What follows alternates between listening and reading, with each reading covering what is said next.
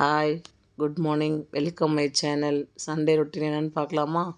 காலைல எழுந்திரிச்சி குளிச்சுட்டு டீலாம் குடிச்சு முடிச்சுட்டு லேட்டாக தான் எழுந்திரிச்சோம். சப்பாத்திலாம் கொஞ்சம் இருந்தது, அதை சாப்பிட்டுட்டு ஓகே மதியம் சமைக்கலான்னு பார்த்தா அவங்க டேடி வீட்டுக்கு வரலன்னு சொல்லிட்டாரு. சரி அதனால் ஓகேன்னு அப்போ என் ஃப்ரெண்டு சிக்கன் பிரியாணி செஞ்சாங்க. சிக்கன் பிரியாணியும் ஆனியன் பச்சடி எடுத்துகிட்டு வந்து கொடுத்தாங்க.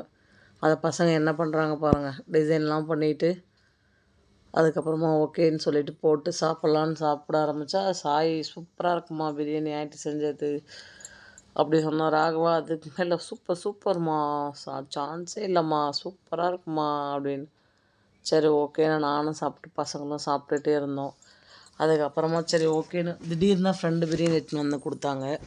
அதனால் சரி பிரியாணி ஆர்டர் போட்டிருந்தோம். சரி வந்தால் 3 பேர் சாப்பிட்டுக்கலான்னு சொல்லி பிரியாணி ஆர்டர் போட்டிருந்தோம். அப்புறம் பிரியாணி அந்த ஆர்டர் வந்தது. அதனால் சாய் கேட்டது எனக்கு எஸ்எஸ் பிரியாணி தான் வேணும். ஏன்னா அவன் எப்போயுமே பிரியாணி சாப்பிடவே மாட்டான், சிக்கனே சாப்பிட மாட்டான். அவனே விருப்பப்பட்டு எனக்கு சிக்கன் பிரியாணி வேணும், எஸ்எஸ்ஸில் தான் வேணும்னு சொன்னான். சரி நான் தான் வேண்டப்பட்டோ அது எப்படி இருக்குன்னு தெரியலன்னு சொல்லிவிட்டு இங்கே தெரிஞ்ச கடையிலே பக்கத்தில் ஆர்டர் போட்டோம். ஓகே தான், இந்த பிரியாணியும் ஓகே தான். லெக் பீஸில் இருந்துச்சு. ஜாலியாக சாய், ராகவா, நான் 3 பேரும் சாப்பிட்டுட்டு முடிச்சிட்டோம். முடிச்சிட்டதுக்கப்புறமா நேரம் கொஞ்சம் வேலையெல்லாம் இருந்தது, அதெல்லாம் முடிச்சுட்டு துணி காய வைக்கணும். துணி மழை வருது, காயுது, பெய்யுது, மழை வருது, திரும்ப காயுது. அதனால் சரி ஓகேன்னு சொல்லிட்டு போட்டுட்டு நேரம் மாடியிலே உட்காந்துட்டு இருந்தேன். நேரம் காஞ்ச துணிலாம் போயிட்டு வந்தேன். அப்புறம் பசங்களை படிக்க சொன்னேன், 2 பேரும் படிச்சுட்டு இருந்தாங்க. சரி ஓகே மழையாக இருக்கே, பானிபூரி சாப்பிட்லாம் அப்படின்னு சொல்லிட்டு பானிபூரி கடைக்கு போனோம். மழை லைட்டாக தூரல் இருந்துச்சு, போகும்போது இல்லை, ஆனால் அங்கே போய் சாப்பிடும்போது இருந்தது. சரி ஓகேன்னு காளான் பானிபூரி பசங்களுக்கு கொண்டு வாங்கி கொடுத்து சாப்பிட வச்சு சரி வீட்டுக்கு போகலாமேன்னு சொல்லிட்டு வீட்டுக்கு கிளம்பிட்டு நைட் டிஃபன் பண்ணோம். வீட்டுக்கு வந்து அதை டிஃபன் பண்ணலாமேன்னு வீட்டுக்கு வந்துட்டேன். ராகவ பாருங்க பானிபூரியை, அது அவ்வளோ காரமாக இருக்குது, ஆனால் சாப்பிட்றோம்.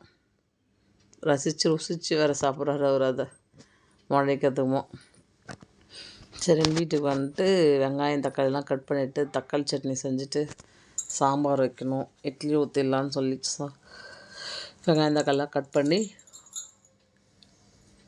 நான் செய்கிறேம்மா, நான் வதக்குறேம்மா. சாய் சரண் வேணாம்ப்பா, இல்லைம்மா நான் செய்கிறேம்மா, ஆசையாக இருக்குமான்னு சொன்னான். சரி ஓகேன்னு சொல்லிட்டு எல்லாம் கட் பண்ணி ரெடி பண்ணது. அவங்க அப்பா ஃபோன் பண்ணி குலோப் ஜாமுன் வாங்கினா சொன்னார். அதான் குலோப் ஜாமுன் வாங்கிக்கிட்டு மழையில் கூட வீடியோ எடுக்கிறோமான்னு சொல்லி சாய் டென்ஷன் ஆகிட்டான்.